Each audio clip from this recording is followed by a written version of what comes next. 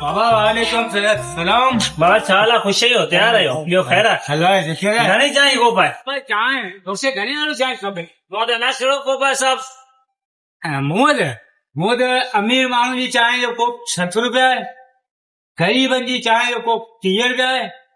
बाक़ी आशिकनि जी चांहि जो कोप 15 रुपया आहे। आशिकनि जी चांहि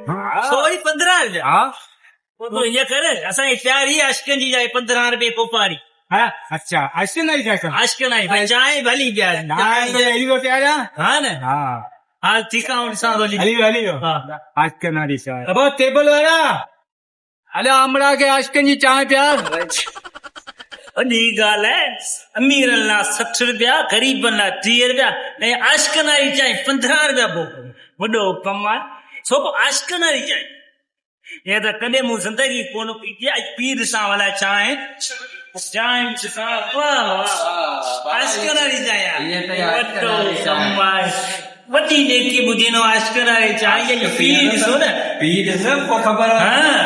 वॾो कमु मिलाई छा थो बाबा आशिकनि मोहबत मोहबत आहे वॾो कमु आहे वाह पी ॾिसां भला आशिकनि वारी चांहि वाह वाह छा त चांहि आहे ही त मूं ज़िंदगी कोन पीती सिजालो रुलियो ठटो रुलियो जाती सॼो रुलियो आहियां पर हीअ त चांहि आख़िरी आहे हिन में मिलाइनि छा था हीअ त 60 रुपया बि चांहि सस्ती आहे 15 रुपया वठंदी हिन जटनि खे ख़बर ई लॻे थो कोन्हे 15 रुपया कोप वाह वाह छा त चांहि आहे अहिड़ी त ज़िंदगी मूं कोन पीती चांहि वाह वञ दिमाग़ खोले छॾई आख़िर में मोहबत आहे चांहि में ॿियो कुझु बि कोन्हे वञी हिन खे पैसा ॾियां रोकड़ ॾियां पर हिन चांहि जा असां घर लाइ पार्सल बि विझी खणी वञा हा हा लॻे थो 100 रुपये हुजे कीअं ख़बर कोन्हे मूंखे ॾिसां छा था मिलाइनि चांहि में अस्सलाम वालेकुम सलाम कीअं आहे आशिकनि जी चांहि? चांहि त वाक़ई तो प्यारी आहे छठो बि रुलियो सिजाल बि रुलियो जाती बि रुलियो अहिड़ी त चांहि मूं ज़िंदगी कोन पीती भला हिन चांहि में आख़िर मसलो छा आहे चांहि जो मसलो हा तोखे ॿुधायां हा असल में अमीर